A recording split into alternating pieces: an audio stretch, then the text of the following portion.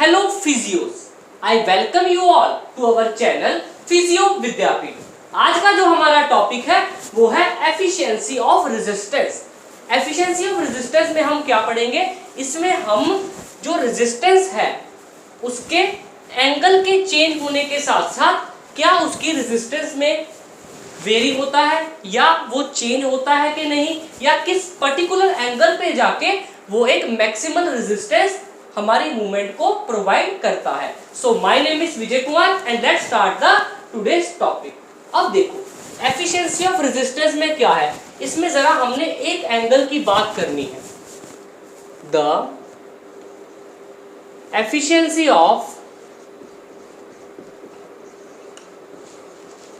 Resistance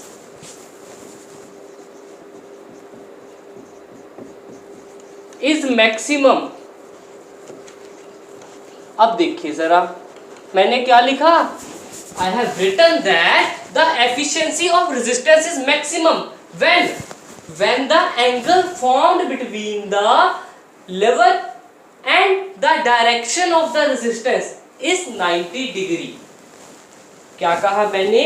जब angle between the bony lever and the direction of resistance is 90 degree, the resistance offered to the movement या resistance offered to the lever is maximal. The efficiency of resistance is maximum when the angle between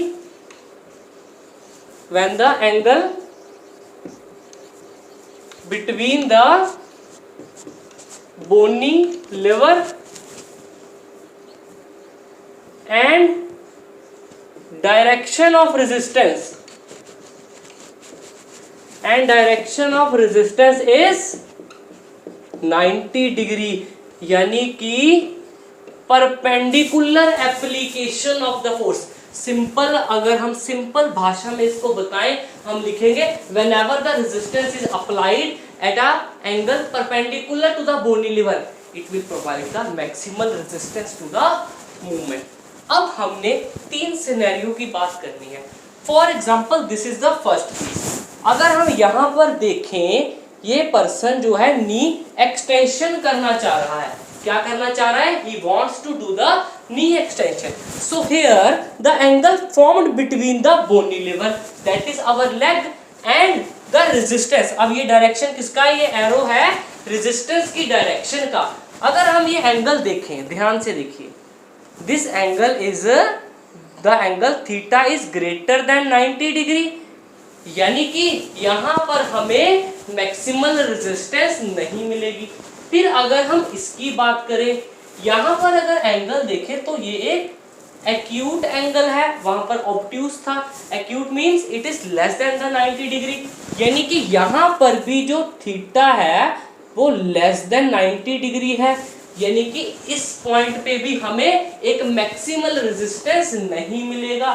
अगर हम इस diagram की बात करें तो यहाँ पर तो एंगल 90 डिग्री है, yes. So this is the point या this is the part of range where the person will get the maximal resistance, that is when the theta is equal to 90 degree. ना ही 90 से ज्यादा, ना ही 90 से कम।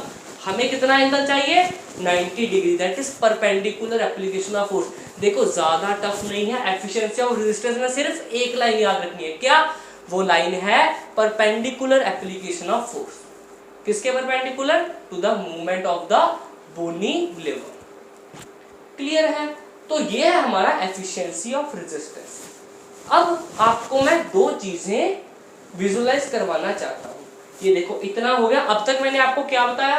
What is the efficiency of resistance, और फिर मैंने आपको तीन सिनेरियो बता दिए कि कब कब एंगल कैसा है और कैसी कैसी रेजिस्टेंस मिलेगी। यानी कि यहाँ पर कितनी मिलेगी? मैक्सिमल रेजिस्टेंस मिलेगा हमें, ठीक है। यहाँ पे लेस और यहाँ पर भी लेस। अब जरा हमने सिर्फ दो चीजों को एनालाइज करना है। ये कुछ रिलेट करता है हमारे थेराप्यूटिक जिम्नाजियम के कुछ इक्विपमेंट के related. Let us consider that this arrow represent the line of pull या फिर line of the resistance of a Theraband. अब मान लीजिए, let me take blue marker, अब मान लीजिए ये person is sitting like this and we have put a TheraBand and we have fixed it on the posterior या फिर on the posterior leg of the chair। ये जो chair है उसके पिछले हिस्से पर हमने इसको बांध दिया। यहाँ पर भी देखें हमने इसको यहाँ पर बांधा और यहाँ पर भी हमने इसको यहाँ पर बांधा। तब आप कहोगे पेशेंट को कि let extend your knee। Whenever he will extend his knee, you will see that initially the angle is greater than 90. So the resistance which was offered to the knee extension movement was not that much. But when he reach up to a slight mid range, that is when he reach up to this point, here you see that the angle is equal to 90 degree. That is, you can see that the pull of the TheraBand is maximum when the patient has reached this part, and whenever he further extend his knee, the resistance offered by TheraBand also decrease। अब आपको ये बात समझ आई। पहले मैंने आपको सिर्फ general direction के तरीके से समझाया, फिर मैंने आपको इसको TheraBand के एग्जांपल से बताया। अब इस चीज से हमें क्या पता लगता है, तो हम ये चीज कह सकते हैं कि जो TheraBand है अगर हम उसको इस पॉइंट पे फिक्स कर दें तो वो मैक्सिमम रेजिस्टेंस तो देता है, लेकिन वो through out the range maximum resistance नहीं दे पाता, बल्कि एक पर्टिकुलर रेंज में आकर ही एक परपेंडिकुलर एप्लीकेशन ऑफ रेजिस्टेंस करता है जहां पर मैक्सिमम रेजिस्टेंस अप्लाई होता है। अब दो चीजें मैं आपको जरा प्रैक्टिकल पॉइंट ऑफ व्यू से समझाऊं कि अगर कोई आपको कहे कि मैं इस रेंज में मैक्सिमम रेजिस्टेंस देना चाहता हूं नी एक्सटेंशन को, then what will you do, you have a TheraBand only. आपके पास एक TheraBand ही है। तो अगर आप देखें कि इसका जो 90 का एंगल है वो कुछ ऐसा बनना चाहिए, यहाँ से कुछ ऐसा, यानी कि हम अपना पॉइंट ऑफ फिक्सेशन बदल देंगे। अब की बार हम TheraBand यहाँ नहीं बल्कि यहाँ देंगे, तो देखो ये एंगल कितना बन गया, 90 डिग्री बन गया। ये चीजें सिर्फ समझने के लिए हैं, we don't use it that much. यानी कि देखो वैसे तो अगर एक जगह पे हमने बांध दिया तो सिर्फ एक पार्ट में हमें क्या मिलेगी, मैक्सिमम रेजिस्टेंस। आपके समझने के लिए मैंने आपको बताया कि अगर हम उस TheraBand का पॉइंट ऑफ फिक्सेशन ऊपर कर दें तो ये एंगल कितना बन जाएगा, ध्यान से देखिए। तो ये एंगल कितना बन जाएगा, ये एंगल बन गया ना अब 90 डिग्री। तो यहाँ पर तो है ही, और अगर हम यहाँ पर देखें, यहाँ पर अगर हमने 90 बनाना है तो हम कुछ इस तरह से यहाँ पर इसका पॉइंट ऑफ फिक्सेशन देंगे और हमारा एंगल 90 डिग्री बन जाएगा। ये चीज़ आप ट्राई कर सकते हैं अपने फ्रेंड्स के ऊपर। Ask them to sit on a chair and do this, apply the TheraBand and fix it at different position।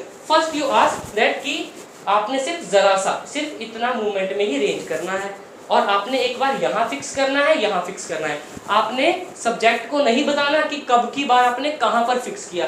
मान लीजिए पहले आपने यहाँ फिक्स किया and you ask the subject to do the knee extension, then you fix it at a point above and ask the patient or the subject to do the knee extension, and then you ask which of the time you get the maximum resistance. So he will say that in this part, that is which was the second method of the application, he will be offered a good or the maximum resistance। तो ये चीजें तीन आपको मैंने समझने के लिए बताई जिससे आपका कॉन्सेप्ट और डेवलप होगा। ठीक है, तो यही था हमारा आज का मेन टॉपिक। अब अगर आप कहें कि सर कुछ ऐसा नहीं हो सकता कि मैं पेशेंट को या सब्जेक्ट को एक पोजीशन में बिठा दूं और कोई इस तरीके से रेजिस्टेंस दी जाए कि वो हमेशा परपेंडिकुलर हो, कौन बार बार इसको चेंज करे, it will take a lot of time. So I will now tell you about an therapeutic gymnasium equipment which is quadricep table. Quadricep table, आइए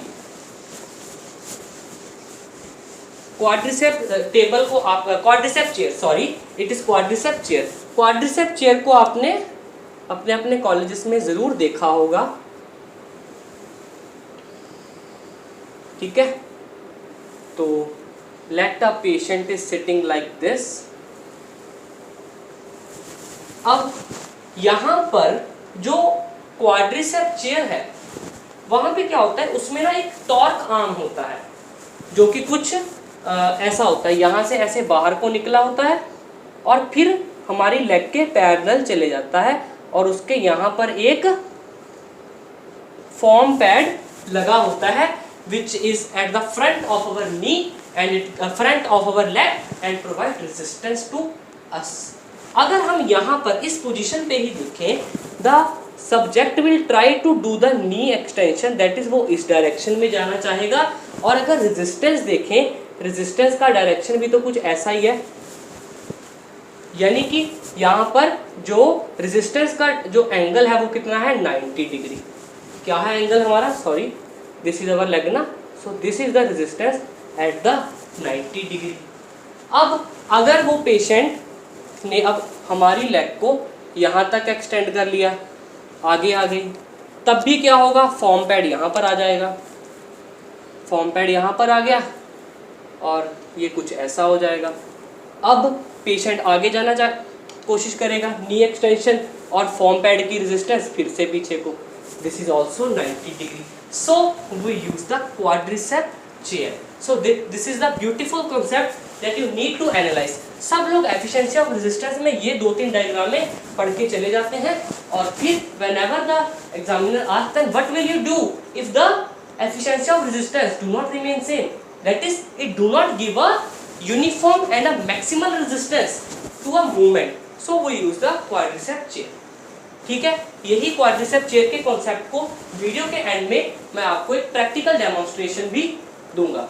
तो let's now move to the practical demonstration of the quadricep table. ठीक है, so this is the quadricep chair।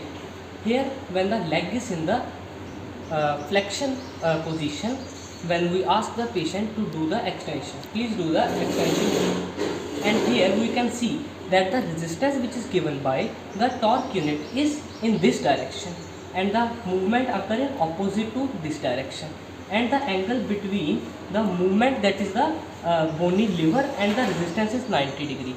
And here if we do the much extension, please do more extension, here also the angle is 90 degree, please do more extension, here also the angle is 90 degree। So quadricep chair is the therapeutic gymnasium equipment which provide the resistance to the movement at 90 degrees।